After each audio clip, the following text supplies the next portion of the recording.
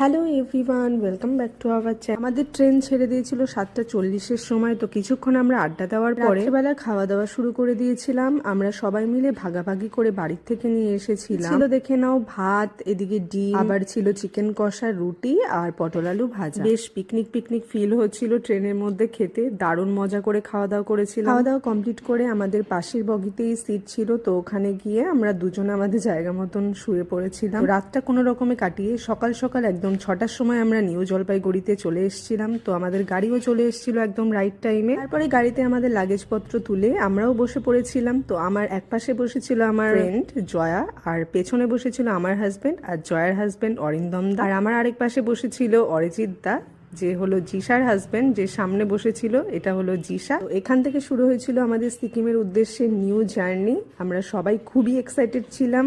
তো পরপর দেখতে থাকো, আরো ভিডিও আসতে চলেছে। আজকের জন্য চলো টাটা।